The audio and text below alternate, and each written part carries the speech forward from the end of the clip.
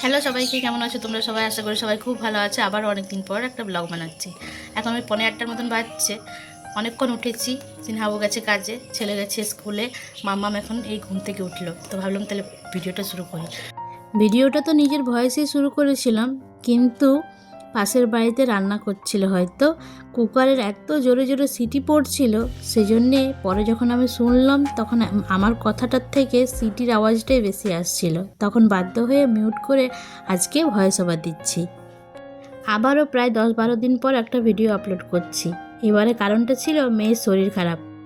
মেয়েটার 1 সপ্তাহ ধরে জ্বর আসছিল, আর ওষুধ খাওয়াচ্ছিলাম, ছাড়ছিল, আবার জ্বর আসছিল।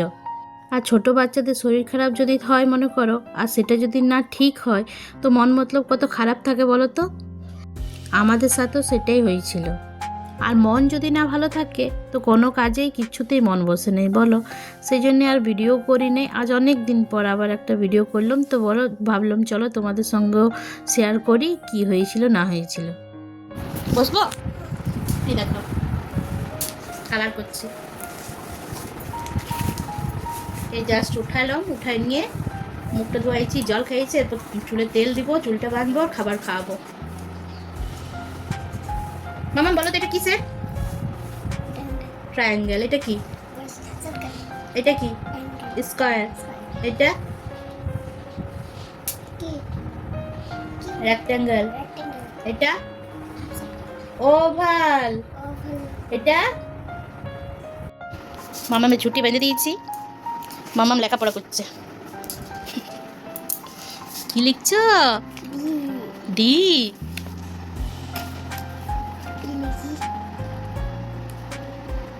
উল্টা পাল্টা লিখছো তো বিট্টু। কি লিখে দিলে? এর জায়গায় এ আছে ঠিক, বি আছে ঠিক, সি আছে, এখানে কি লিখে দিলে? ই, এখানে ডি।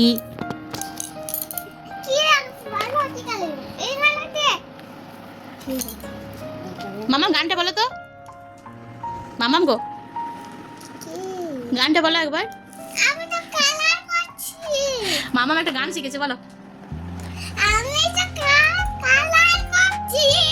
কালার করছো, ঠিক আছে, তুমি কালার করতে করতে গানটা বলো। বলো। তুমি নরম ফুলের গান, তুমি গরম ভাতের ভাত। ভালো আছে? খুব ভালো। দেখো তো কেমন হয়েছে। ভালো হয়েছে একটা? তোমরা জানাও ঠিক আছে কেমন হয়েছে, কমেন্টে কিন্তু জানাও। অ্যাপ লিখছে দেখো। ওটা কি লিখলে তুমি? কি লিখে দিলে? কি লিখছো এটা? অ্যাপ এদিকে ঘুরে ওদিকে ঘুরে। কি লিখলো এটা? এফ, ঠিক আছে। আর এ E D C B A ওগুলো কোথায় উড়ে গেলো? একবার লেখো তো বেটা, এখান থেকে এ থেকে লেখো, ভালো করে সুন্দর করে এটা লেখো। কি কালার দিয়ে লিখছো? Purple colour. এটা তো এইচ হয়ে গেল, এটা তো এ হলো নাই। দুটো সমান লেখো, এইদিকে আর একটা দিকে সটাই নি লেখো। ও বাবা, হয়েছে কিন্তু একটু তিরছা হয়ে গেছে। এবার বি লেখো, এখানে বি লেখো, এখানে বিটা লেখো। সব উল্টা পুল্টা করে লিখছি। একটু পি লিখে দিলে। আচ্ছা ঠিক আছে ঠিক আছে, বাস বাস, হ্যাঁ বি। ঠিক আছে, এখানে সি লেখো। তুমি তুমি বসেইছো উল্টা, এখানে সি লেখো, আবার সি লেখো। Very good. ডি লেখো। কি কালার দিবে দেখো? কালার তো অবস্থা একদম খারাপ করে দিয়েছো। ডি লেখো, ডি ডি ডি। এটা বুঝাচ্ছেই না। ঠিক আছে, সুন্দর লিখেছে ডিটা। দেখো তোমরা জানাবে কিন্তু কেমন লিখতে শিখেছে মামা মামার। ই লেখো, ই লেখো, ই লেখো। এবার যে কালারটা, কি কালার এটা? অরেঞ্জ। অরেঞ্জ। ঠিক আছে, অরেঞ্জ কালারে কি লিখছো? ই লেখো, বলো মুখে বলো।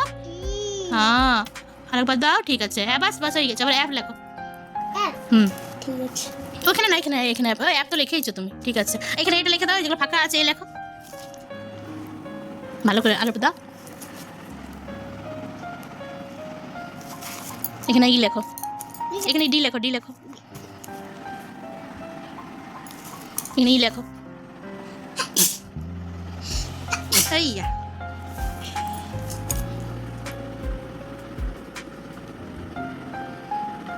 ঠিক আছে, খুব সুন্দর লেখা হয়েছে। আচ্ছা একটা গান বলো তুমি, গানটা বলো। আচ্ছা এখানে ফাঁকা আছে, ই লেখো। এবার পড়ে একবার দেখাই দাও। বাবারে, ইয়ের এতগুলো দাড়ি হয় জানি না। চলো এ থেকে পড়ো। হ্যাঁ, এ ফর কি? B for B B B B ঠিক আছে, বি। এগুলো পড়ো। A for apple B for ball C for cat D for dog, E for elephant, F for fish. Fish. ঠিক আছে, চলো তুমি এবার একটা গান বলো। তুমি বলো না বাবার কাছে যাবার সময় কি? শ্বশুর যাবার সময় আচ্ছা ঠিক আছে, সঞ্জুর কাছে যাবে, তুমি আগে চলো খাই নেবে তারপর, ঠিক আছে? এই দেখো, আমি দেখি কি দেখেছ? তুমি দেখো না দিদুন দিদি দেখবে তুমি? ঠিক আছে, দিদুন দিদি দেখবে, আগে চলো খাবার খাইলো। বাচ্চাদের শরীর খারাপ হলে বাচ্চারা একটু খিটখিটে হয়ে যায়, মাম্মামারও তাই হয়, একটুতে রেগে যায় আর চিল্লামিল্লি করতে থাকে, জিদ হয়ে যায়, খিদা পায়, মানে পেটে খিদা থাকবে কিন্তু মুখে বলবে খাবো না, নিয়ে ওইভাবে আরও বেশি করে জিদ করে। আমি দেখেছি যখনই শরীর খারাপ হয় মামামে তখনই ওইভাবে করে, দিয়ে অনেক ভুলায়, মানে তখন শরীর খারাপের পরে আমি খাওয়াতে, এমনিতে তো খাওয়াতে দেরি হয় আমার, কিন্তু যখনই শরীর খারাপ হয় তখন আমাকে অনেক টালকি ভেলকি করে তাকে খাওয়াতে হয়। আগের শুক্রবারে হঠাৎ রাত্রেবেলায় পেটে ব্যথা আর জ্বর শুরু হয়েছিল, দিয়ে জন ডাক্তারকে দেখায়, সেই ডাক্তার সবসময় একটা প্যারাসিটামল আমাকে রাখতেই বলে যে পেট ব্যথা হোক জ্বর হোক যাই হোক তুমি প্যারাসিটামলটা 5 ml করে দিবে, দেখবে ব্যথাটা কমবে। সেই কথাই আমি তাকে প্যারাসিটামল দিয়েছি।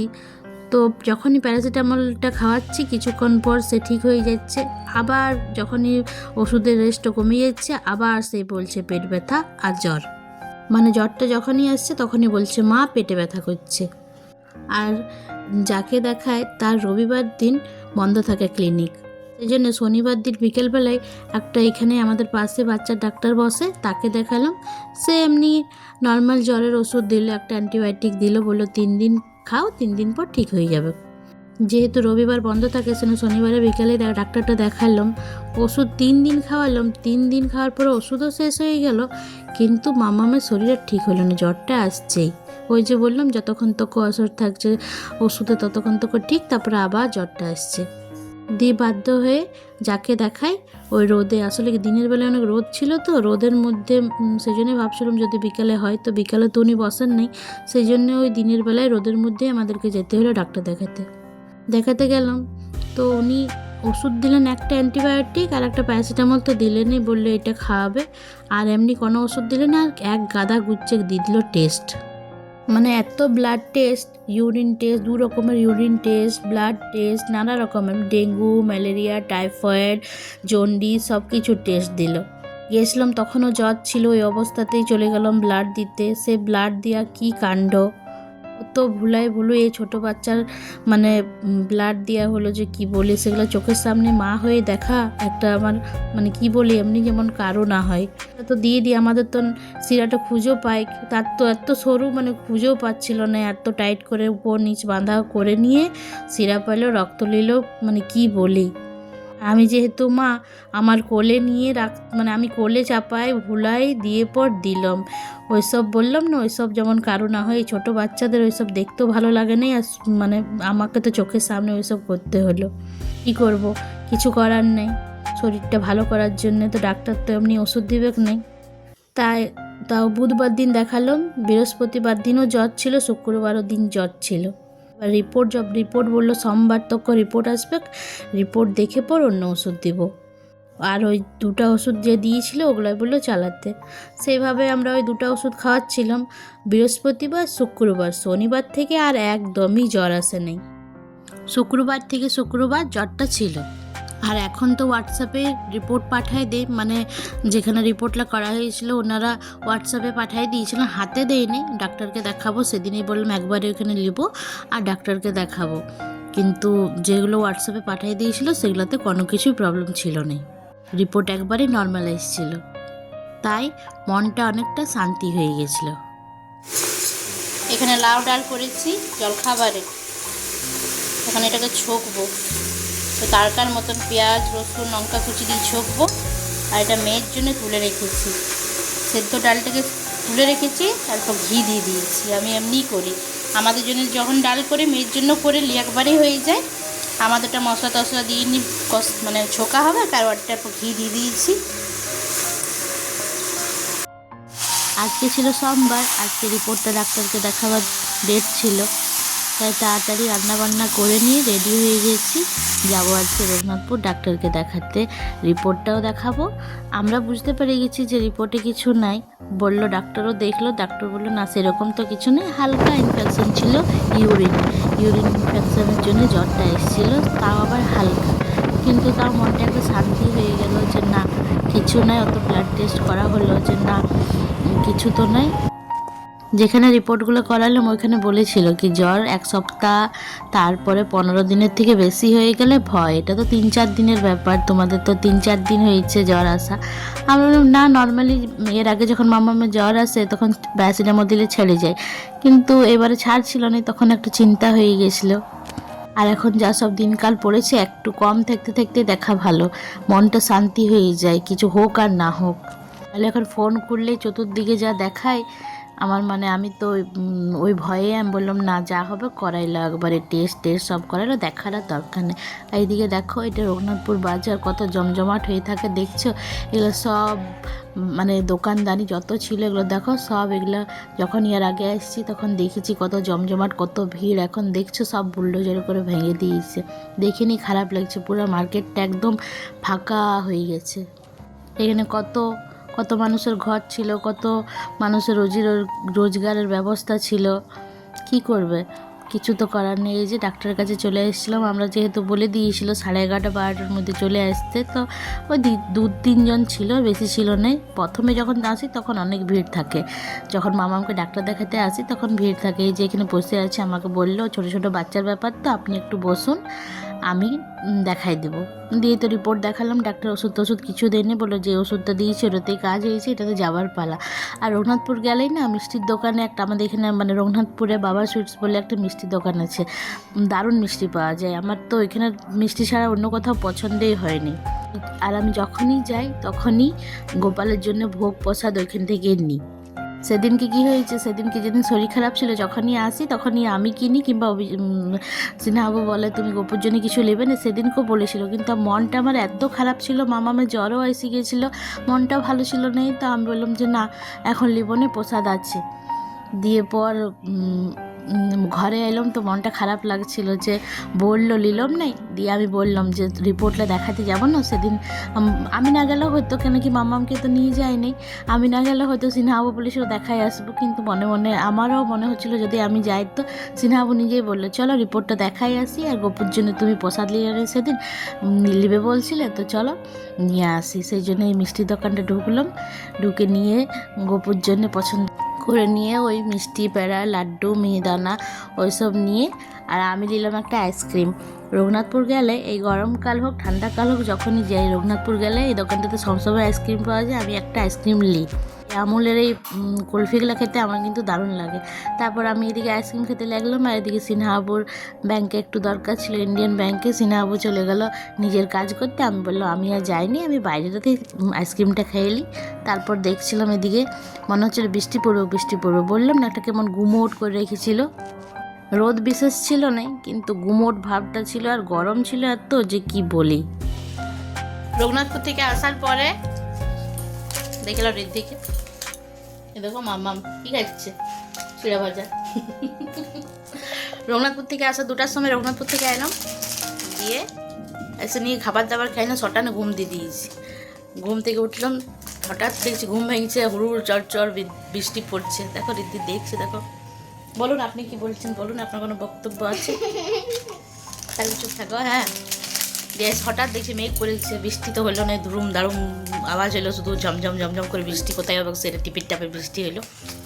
তোই হলো এখন 5টা বাজছে, মাম্মামকে যে চুল বাঁধবো, পরিষ্কার করাবো, মুখ জামা টামা ছাড়াবো।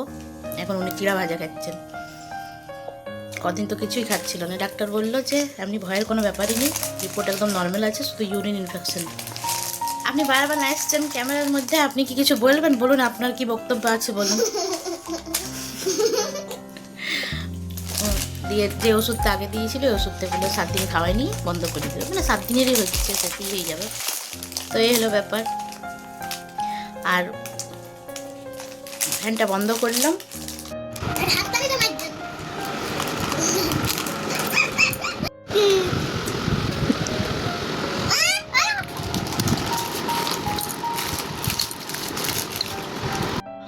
নিজে ওষুধ খেতে পারে। ডক্টরের সবটা শেষ করো, সবটা। হ্যাঁ, ওকে দেখি।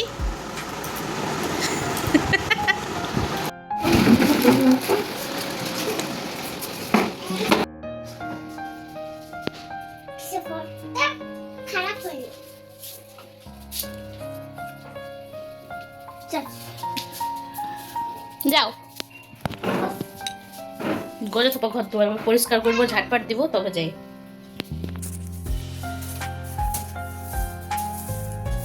আমার মুখ ফুটোটা একটু দাও তো, তখন থেকে বসে গেলে তো।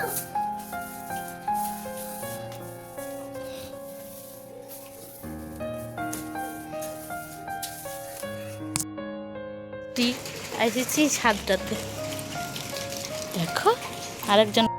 বলো তুই কি খাচ্ছিস? বলো বন্ধুরা, দেখো কি হয়েছে, বন্ধুদেরকে বলো। বলো বন্ধুরা, হ্যাঁ, মাংকিতে কি খাইছে দেখো, বলো। গোটায় ছড়াই দিয়েছে, মাংকিতে আম খাইছে, দেখছো? দেখো এখানে আছে, এখানে আছে, আর কোথায় আছে মা?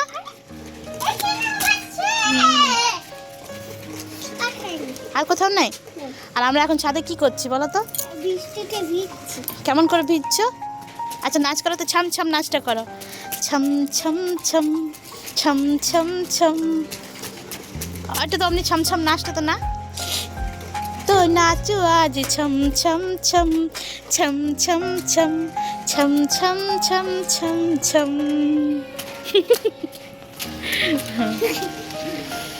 দেখো খুবই পড়তো।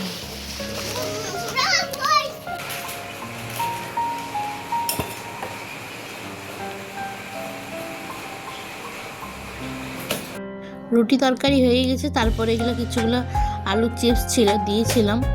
পরে ভেবেছিলাম আরও দিব, কিন্তু আর দেওয়া হলো না। কিছুগুলো ছিল, সেগুলোই ভাজিয়ে নিলাম, তার সঙ্গে একটু চাট মশলা জলজিরা দিয়ে নিয়ে এলাম। দেখো খুঁজে খুঁজে কোথায় মশলাটা আছে, মানে চাট মশলাটা জলজিরাটা কোথায় আছে, সেগুলো দিয়ে খাচ্ছে। কেমন খেতে শিখেছে দেখুন, নুন নুন কেমন ভালো লাগে খেতে। আমি খাচ্ছি চিপস, উনি নুনটা দিয়ে ক্যামেরাটা অন করলাম। এখন বাজছে 9:10। ওম, ঋদ্ধি আর মাম্মাম তিনজনের খাওয়া হয়ে গেছে। এবার তরকারি রুটি খেলো, মাম্মামকে তো দুধ রুটি খাওয়ালাম। এরপর আছি আমরা খেতে, গপুকে দিব শয়ন, তারপরে খাওয়া দাওয়া করবো। ওম এখন পড়ছে, মাম্মাম একটু টিভি দেখছে, আর গপুকে শয়নটা দিই, তারপর দেখাবো সিনহাবো। গপুর থেকে ভাই আছে, সবাই আছে। আর বৃষ্টি পড়ছে বর্ষাকালের মতন, টুপুর টুপুর টুপুর টুপুর, না জোরে হচ্ছে না আস্তে হচ্ছে, কেমন যে বৃষ্টি হচ্ছে, মানে ওই বর্ষাকালে হয়নি তেমনি ধরনের এই বৃষ্টিটা হচ্ছে। কিন্তু গরম আছে দেখো। পাংখা চলাইনি আমি, এই জন্যই যে পাংখা চলালে কথাটা আমার মানে বোঝা যায়নি আমি কি কথা বলছি। দিয়ে প্রথমে তো আমি কথা বলি, তারপরে আমার ভয়েস ওভার দিতে আমাকে, আমি দেখেছি এই পাংখার আওয়াজটাই বেশি শোনা যায়। এমনি পাংখার আওয়াজ যে ঘুরে যে সাঁসা করে যে আওয়াজটা, ওই আওয়াজটার জন্য আমার আওয়াজটা শোনা যায়নি। তো সেই জন্যই এখন পাংখাটা অন করিনি। তো দেখো কত ঘামছি দেখো। এরপর কাপড় টাপড় ছেড়ে গপুকে স্নান দেবো, তারপরে খাওয়া দাওয়া করবো। তো আজকের ব্লগটা যদি তোমাদের কিছু ভালো লেগে থাকে তো প্লিজ একটা লাইক করো, আর তোমরা আমাকে একটু সাপোর্ট করো। চলো দেখা হবে একেবারে নেক্সট কোনো ভিডিওতে। বাই।